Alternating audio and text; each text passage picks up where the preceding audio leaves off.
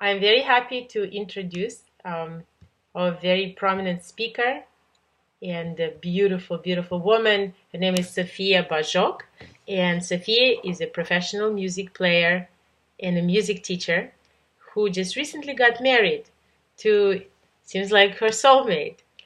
And so we're very, very fortunate to have Sophia here with us. And I would love Sophia to maybe say a couple of words about yourself that we should know.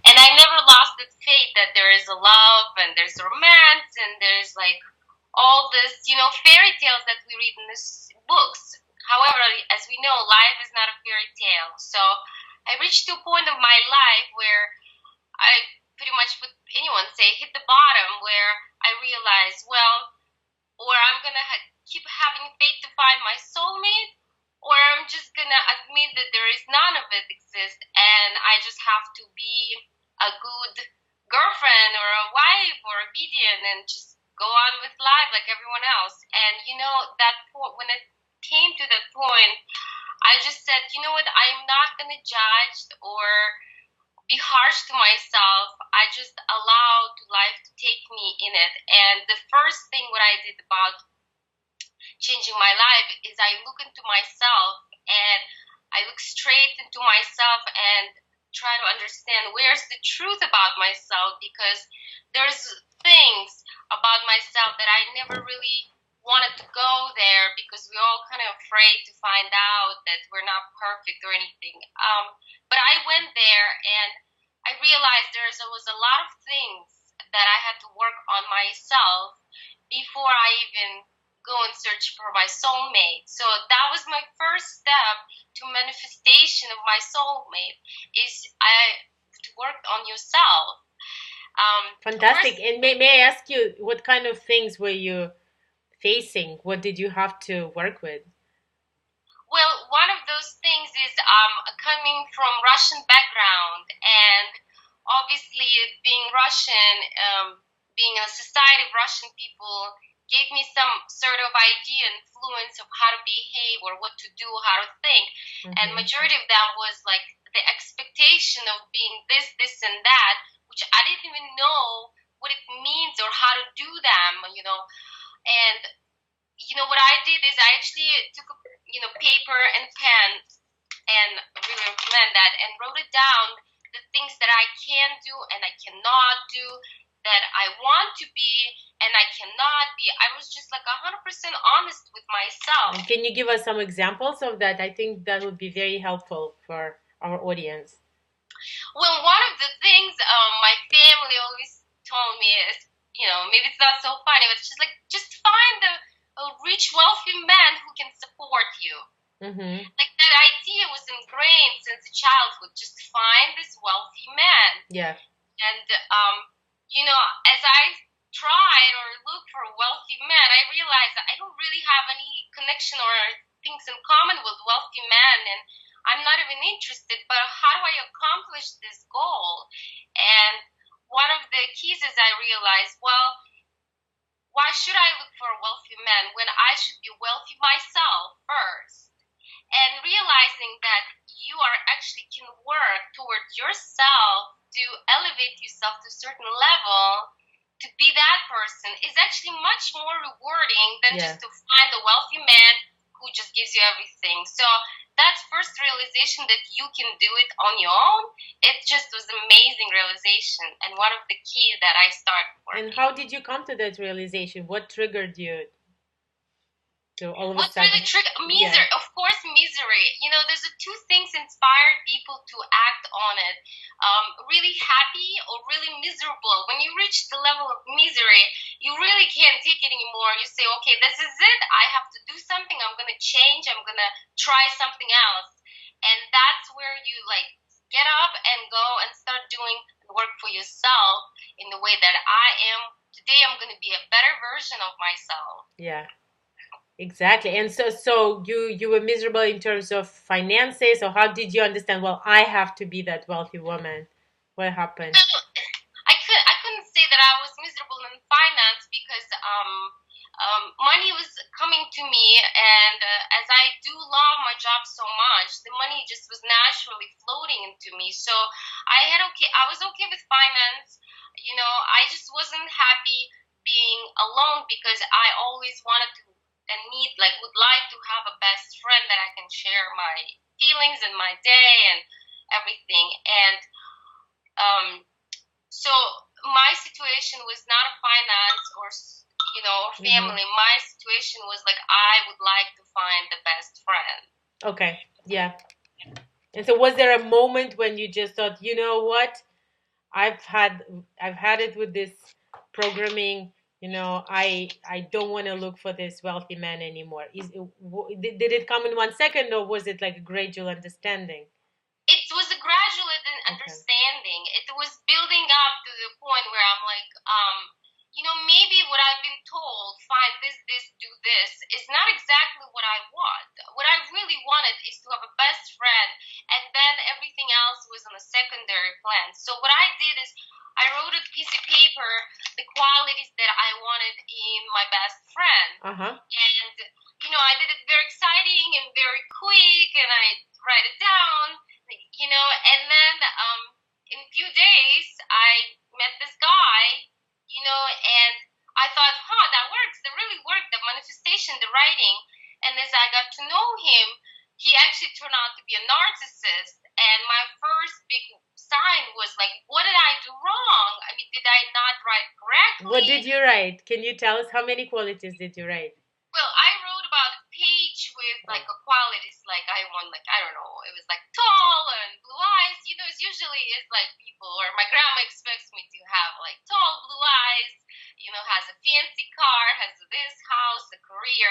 So there we go. I found that person with all these qualities that, the society where I was conditioned to see it, but then the inner world was completely opposite to what I really wanted. So realizing that I attracted narcissists, also realized that I have a family member who's also narcissist, and that's how narcissists attract one another through a weaker bond. And I was that weaker person where I was kind and naive enough not to see all this, hidden connections. Yeah. So the moment I realized it, I ripped the paper and I said, okay, I'm gonna write it one more time, but this time I did it very thoughtfully, very consciously, and very carefully. Make sure that those qualities don't ever come out that the narcissist may have. So I was very thoughtful. And the second time that I wrote this list, I put it under my bed mattress. And I just started talking to him, imagining that he's actually out there hearing me, but he just doesn't know. We haven't met yet. So this time I was much more firm on the decision and manifestation to find my soulmate. And I start talking to him good morning, and I start saying good night, and I start saying, I hope you had a great day. And I start sharing my feelings and thoughts in my mind. Was I going crazy? I think I was more like, trying out. I'm like, what I gotta lose? I have nothing to lose, so I'm just gonna keep trying to talk, to imagine, to work. So what I did is I cleared my house, and I, added space in the closet, and I made sure everything is presentable and beautiful, because if I wanted to invite soulmate, I want to make sure he sees my inner world of beauty, cleanliness, and just, variety of possibilities that expresses me. And what do you know, the next week when my friends invited me to go out for dancing, and it's really important to actually go out and do things that you enjoy. And he was right there. He was standing, and as he was standing, he was trying to flirt, saying, I have beautiful colors. Well, I heard that, but I didn't respond anything because, I thought it was just, another flirt that was thrown in towards my way. And as I ignore him, he keeps saying, look, she is pretending like she's not hearing me. But I couldn't believe that actually I was hearing it and he's just still talking in front of me. And at that moment, I'm like, this is very interesting and very strange. And again, I didn't act on it. And when we went after party at the same location, there was only few people, and out of those few people, he was there. And when he was there, he was keeping busy my friend, and knowing my friend, she is quite intellectual herself. I'm like, I gotta check it out. She's talking to this guy for so long. Must be fun. And as I went there, the first thing he said, "Are you a Gemini?" And I said, "Hi, I am a Gemini." And he was just able to see me through as a Gemini, as a person, and I couldn't believe how much he could just see me through. Like, I felt almost naked. I'm like, how could you see me so well? And he just I just do. I practiced and I see you, and I'm like, I felt really special because I felt like no one see me the way he saw me. And as he was leaving, I grabbed his hand and I said, "You're not going anywhere. You're staying with me, and you tell me more about yourself and me and what do you see." And that's how I manifested my soulmate, by talking to him, calling him, believing in him. And once he was there, I didn't reject, I didn't jump. I just simply embraced and allowed to come to me and understand where we're gonna go from that moment. Yeah, that's quite a story. And then how did the relationship develop? It went great because the next 2 months we were just best friends. I mean, I couldn't believe that he had so many answers to my questions about life, purpose of life, what do we do, how do we live, how do people act. And he was just there all the way, being in the present moment and just being able to hear me out, feel my pain, and still be my friend without jumping on me or trying to possess or, normally or define the relationship. He was just there for me, and that was it. That was enough for me until I was ready to take it to the next level. That's fantastic. Well, tell us a little bit what happened at the end. Well, not at the end, but at the end of courtship, let's say. Yeah, so just one day, I called him and I said, "Listen, I'm at this place in Vermont and I really want to go elsewhere. Would you come and have adventure with me?" And the fun thing is about him, he was just able to say, "Sure, I'll do it." He jumped in the car and he came, and we just went to Vermont and we got lost in the woods. Wow. And as we got lost in the woods, I had a tarot cards, and there was a full moon. There was we were sitting on the hill looking at the full moon, and I was playing a tarot cards, and every tarot card that I would pull would just literally speak to me saying, "Your Prince Charming is here. The one who's been supporting you is here. The one is your soulmate is right in front of me." And I was still kind of denying, saying, "Oh, no, what are they talking about?" And the obstacle, I guess the main obstacle in my mind, my head, I was still denying, is the age difference. We have 14 years age difference. And I was like, there's no way I will be with that much old, because my family says I can be with the young people. But once I just overcome that, again, condition, obstacle that was, preconditioned in me since childhood, I was actually able to see that the person is not only soulmate, the person is has an amazing energy, and when we unite together, it just feels like I close my eyes and I see the stars. So he is my star, and he makes me to be star in the galaxy. It was it. There was an answer to me that my soulmate is here, and I embrace that fully and physically and intimately, and every other aspect that you can, as the woman, as the friend, as the lover, and as the human being and soul. That is really fantastic. And also, he's not a tall, blue-eyed guy, as far as I know, yes, right? He's not, and I'm kind of glad, because honestly, I'm not really attracted blue eyes so much because I have my own. I always Exactly. actually dated guys with, like brown eyes, and I really like, like dark hair, just something opposite to me. I'm attracted to that, and he's the one who I just look. Also, what I noticed, which was really shocking, all the previous relationship that I was dating prior him, all this men had some sort of qualities that I really enjoy in them.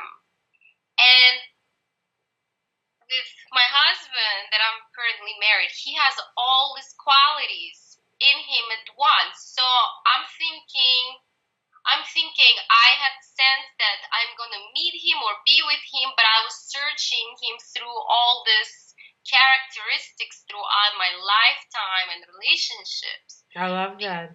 Yeah. And it just came together. I'm like, it made sense why I dated this guy with this look or this guy with that, because I've been searching for it until I found soulmate. So I think soulmate's coming from maybe your past life or relationship. So you may have a memory what it looks like, what it feels like, but we just, don't know it until we feel and embrace it. Yeah, and we're looking for it. We kind of remember it.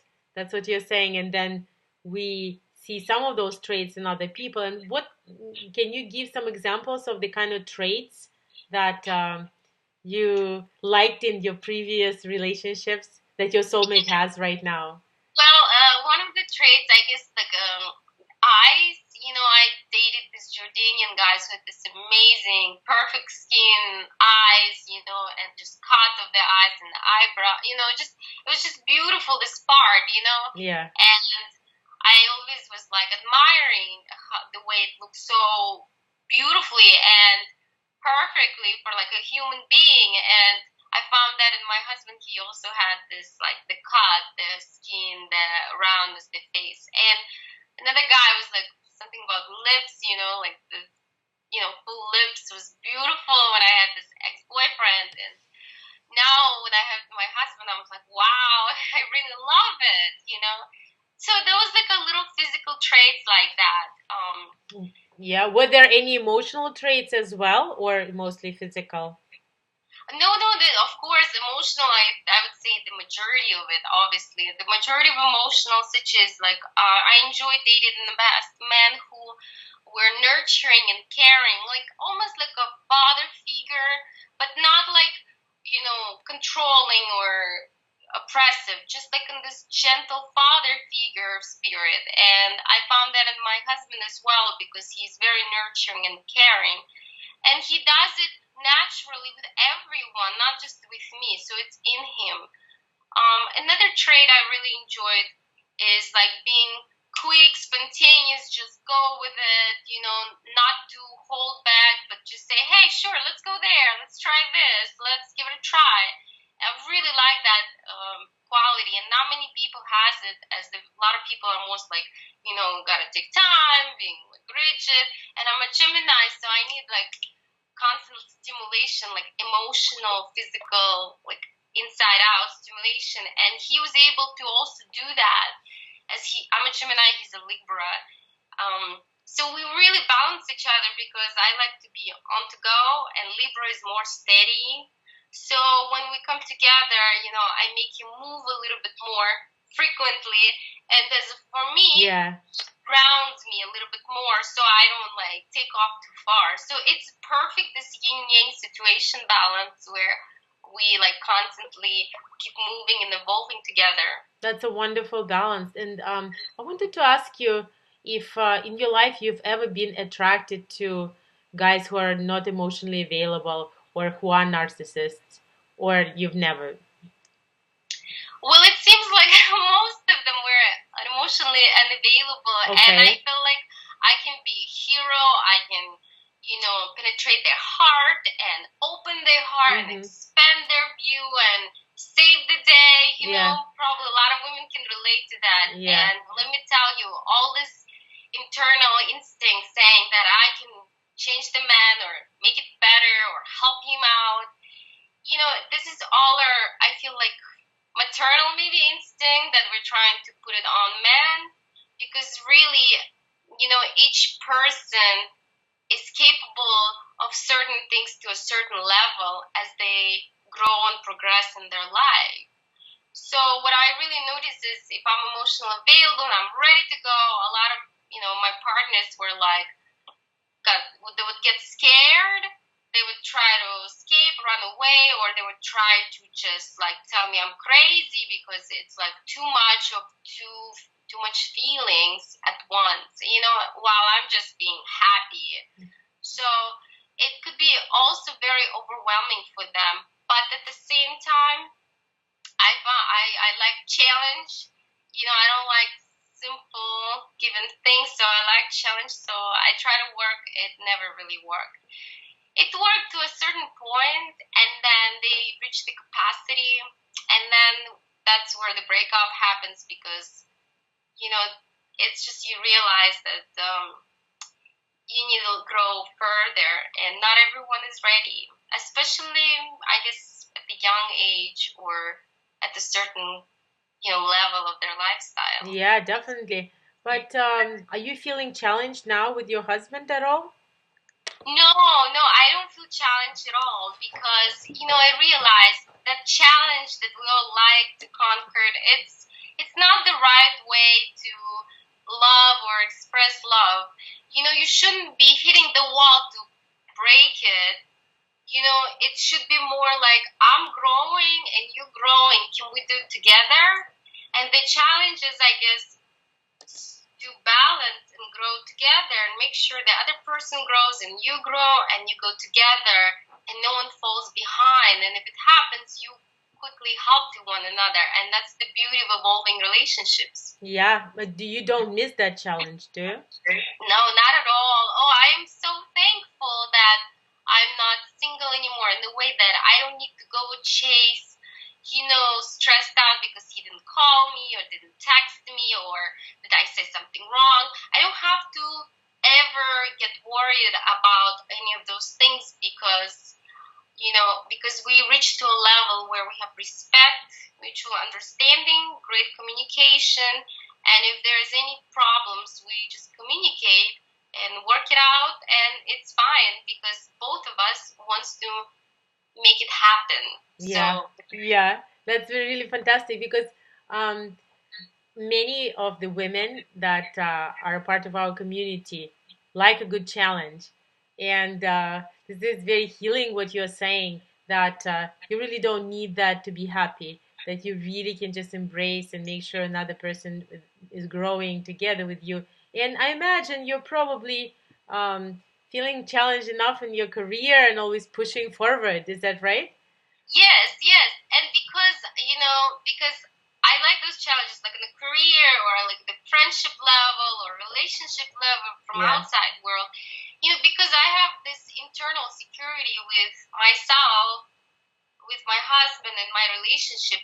It allows me to have a peace and love and strength to put my outfit and like a warrior to go out there and battle the battle that are really worth to battle, like for the truth or justice or for the better of humanity and the earth and planet. So it's wonderful to be in a relationship because it allows you to actually work more externally and make difference in the world because you have a peace and love in you, with you, and all around you in your home. Yeah, those are definitely golden words of wisdom. Thank you so much. Yeah, for that. And so, as far as I understand, you also manifested a beautiful house in a wonderful area, which is a very sought for area. It's at Wellesley, right? Yes. Yeah. So 5 years ago, I was teaching around here, and I really like teaching people. I teach kids, and their families were very kind, and I just love the area. It looks like a fairy tale here, and I always dreamed to be here because I felt like it's the only place I truly, truly want to be here. And again, thinking like, where would I find a rich husband to, move here? Right. I'm like, it's not gonna happen because I am pretty determined. I'm not interested in that aspect. I manifested my own home by by loving this place, by saying, I want to buy a house and I'm not backing up and I believe it will come, I will find it, I keep searching. And one day the opportunity came right into me in my hand and I took charge of it and I made it happen. Fantastic. And as far as I understand, real estate in that area is one of the top in the country. Is that right? Yes, it's the most expensive area you can ever imagine. Yeah. Like to live, to buy a house, to do anything. And me not being so super rich and not having a super rich husband, although his inheritance is quite good. I was able to manifest that in such a unique, lucky opportunity. And I was able to follow through and make it happen. And as a matter of fact, this place that I am living now, it's a brand new place. The previous home that was here on that same spot, it's the same looks. There was a Dana Hall music teacher who also worked in this living room as a music teacher, and she opened her own school, which is like right across the street.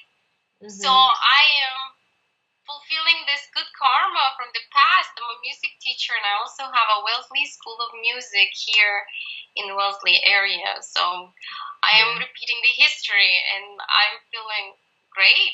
I feel like, wow, gratitude for it. Very much.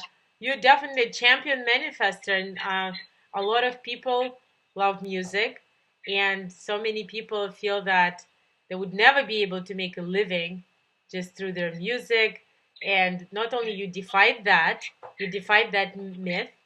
Like, look at you, you're doing amazing, doing something that you love. And it seems to me, and again, this is something I want to bring up again for our audience, is that this stellar manifestation had a foundation of Sophia knowing who she is, like being in her truth. This is what we started with, remember, like in the very beginning. Being in her truth. And I just want to reiterate how she said in the beginning, I love what I do. And that was a great beginning for this other vision, for this other manifestation. So that was number one.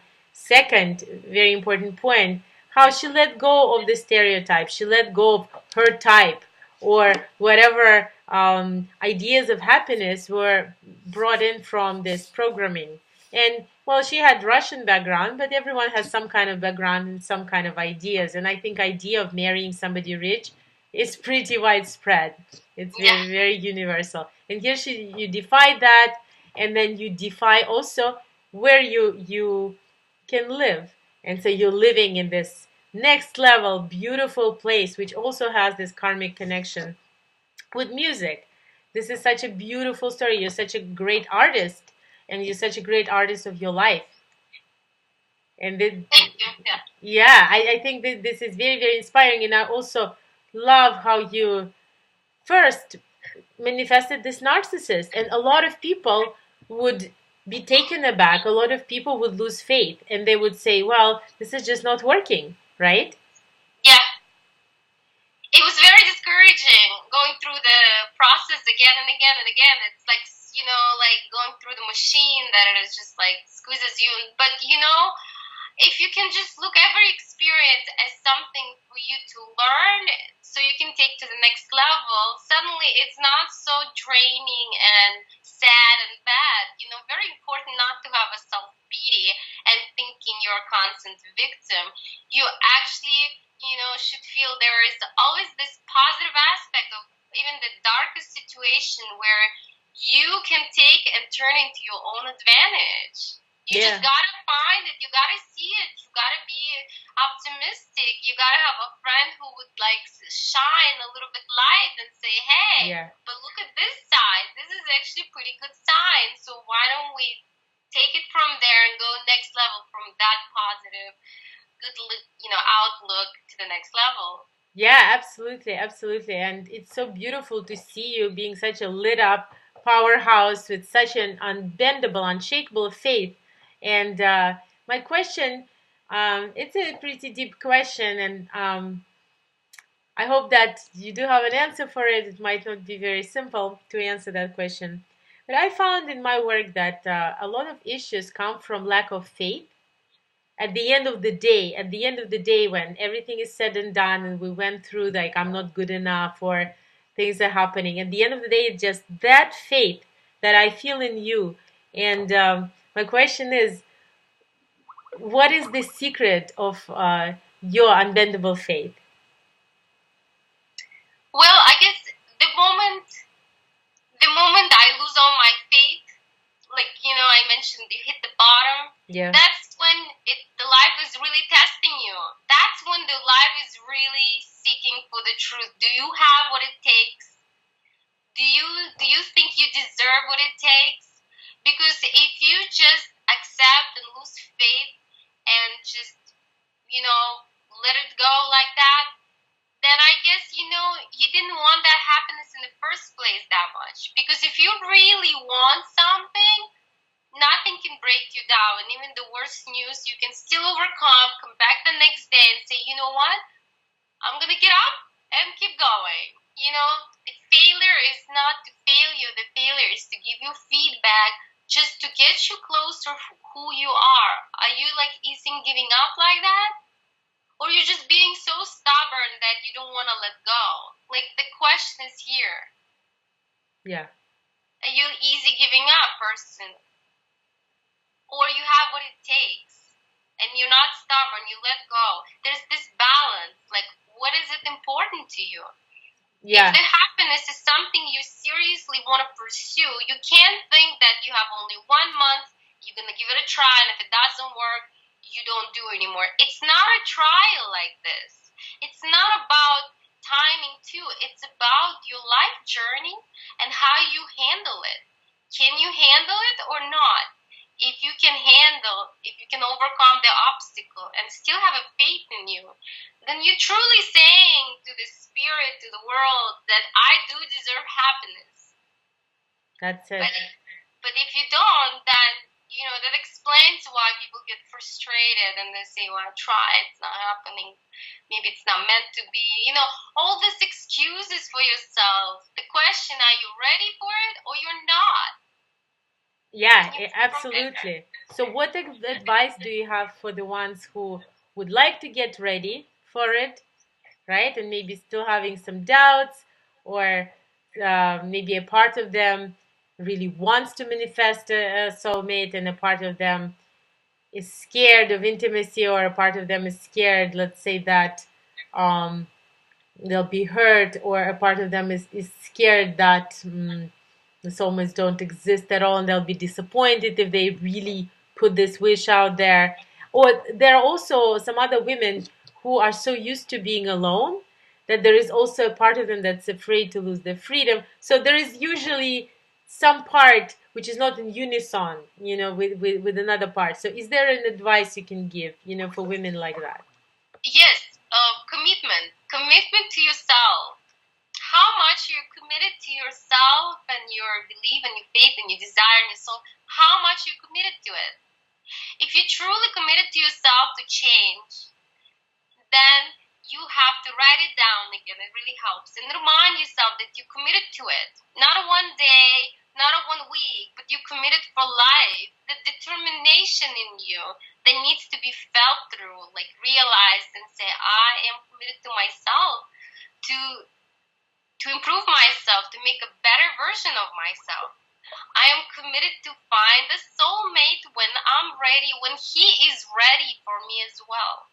The commitment, that's what people are really afraid of it, because even if they can manifest their twin flame or someone that, reminds me that they can be in a relationship, then they realize they're not ready for this commitment. And when they're not ready for commitment, that means they've been lying to themselves this entire time. So commitment, decide for yourself, what is it you really, really want to do? And when you have it, would you commit to it, keep it, nurture it, love it?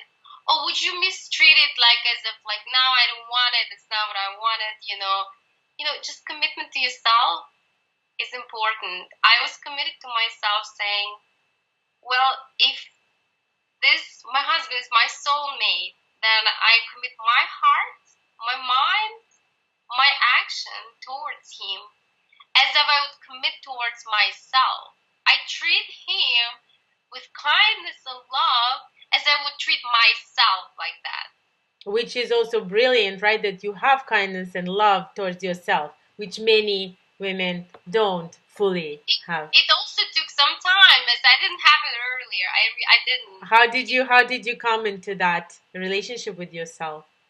I faced myself, in the way that I faced my own reality when here's an example of like unconditional self-love, when I burned this hammock by mistake, the hammock people lay down. I burned it and it wasn't mine, and I felt terrible, and I said to myself, well, I can replace it, no problem.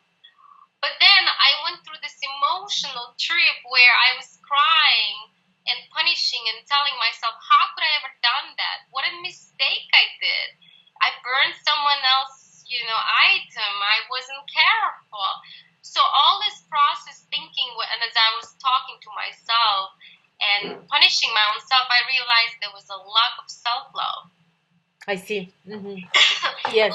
Self-love really hurts you in a huge way, and if you don't have that deeply, fully healed love, self-love to yourself, what do you expect to your soulmate? You can't expect anything towards anyone, from anyone, if you have this lack of self-love and commitment towards yourself.